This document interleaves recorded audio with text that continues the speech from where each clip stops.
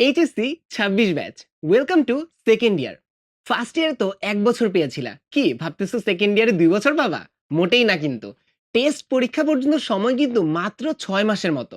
তার উপরে এতগুলা সাবজেক্টের এতগুলা রাইটারের ভিন্ন, ভিন্ন বই। কোন দিকে যাব? পাশাপাশি কোন বই আবার সহজভাবে লিখা আছে এটাও তো বোঝা যাচ্ছে না। তার জন্য উদ্ভাস নিয়ে এসেছে one stop solution HSC parallel text. তাহলে চলো দেখি প্যারাল টেক্সটে আসলে কি আছে। আমরা যখন একটা চ্যাপ্টার শুরু করব, দেখবে চ্যাপ্টারের শুরুতেই একটা সহজ স্টোরি দেওয়া আছে, যাতে আমরা ওই চ্যাপ্টারটা সহজে রিলেট করতে পারি।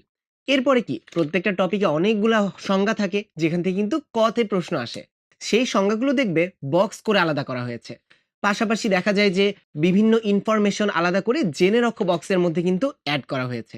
পাশাপাশি আমরা অনেক সময় কমনলি কিছু ভুল করি, সেই ভুলগুলো কিন্তু আলাদা সতর্কতা বক্সে হাইলাইট করে দেওয়া হয়েছে। পাশাপাশি ভাইয়া পড়লাম, প্র্যাকটিস করলাম, ভিজুয়ালাইজ কিভাবে করব? দেখবা প্রত্যেকটা চ্যাপ্টারেই সুন্দর, সুন্দর ছবি দিয়ে ভিজুয়ালাইজ করার ব্যবস্থা করা হয়েছে, যাতে বোঝাটা অনেক ইজিয়ার হয়। এখন ভাইয়া পড়লাম, বুঝলাম সবই ঠিক আছে, কিন্তু প্র্যাকটিস কিভাবে করব? সেই প্র্যাকটিসের জন্যই কিন্তু দেখবে সামনে সবুজ বক্সের আন্ডারে কিন্তু প্র্যাকটিস কোয়েশ্চেন দেওয়া হয়েছে।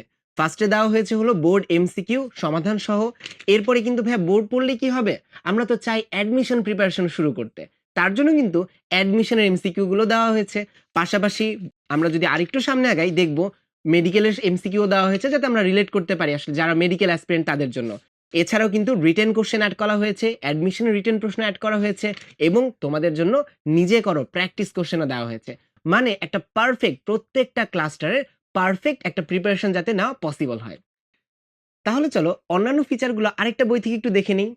আমাদের বই পড়ার সময় একটা কমন সমস্যা, ভাইয়া কোন জায়গাটা এমসিকিউতে লাগবে, কোন জায়গাটা অ্যাডমিশনে লাগবে, কিংবা কোন জায়গাটা সিকিউতে লাগবে আমরা বুঝতে পারি না।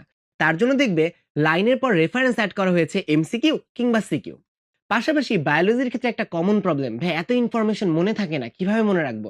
তার জন্য দেখবে টিপস অ্যান্ড ট্রিক্স আকারে কিন্তু বিভিন্ন ওয়েতে মনে রাখার শর্ট টেকনিকগুলো দেওয়া হয়েছে।